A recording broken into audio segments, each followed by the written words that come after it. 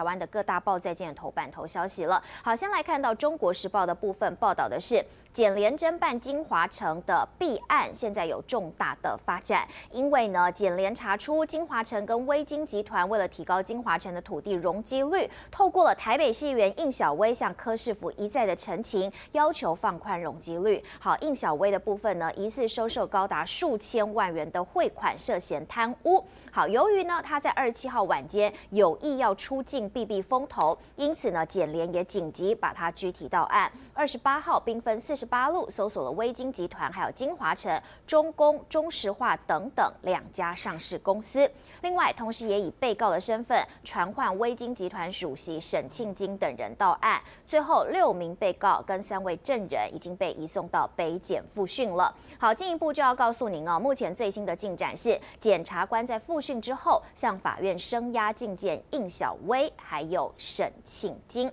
另外一个部分，我们再来看到的是《旺报》的头版头消息了。中共中央外办主任王毅28号跟美国白宫国安顾问苏利文举行第2天的会谈。王毅除了提出中美相处之道5要，也强调台湾属于中国，台独就是台海和平最大风险。美方应该要落实不支持台独的承诺，停止武装台湾，支持中国和平统一。好，但是呢，苏利文说，美方坚持一中政策，不支持台独，2个中国与一中一台无意脱钩中国。根据路透的报道指出，中美计划在未来数周之内就会举行领袖对话。大家都说我变漂亮了，其实是气色好，肌肤保湿做得好，气色自然漂亮。我选择 KS 皇家呵护芦荟保湿舒缓凝胶，因为它用国际芦荟协会认证高品质的库拉索芦荟，含有大量的粘多糖体，类似于玻尿酸，可以帮助锁住皮肤水分，让肌肤长时间保持水嫩，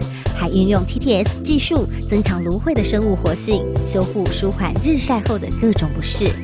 KS 皇家呵护芦荟保湿舒缓凝胶，帮助您随时拥有水润肌、好气色，呵护您，呵护全家人，专属你的 KS Royal Care。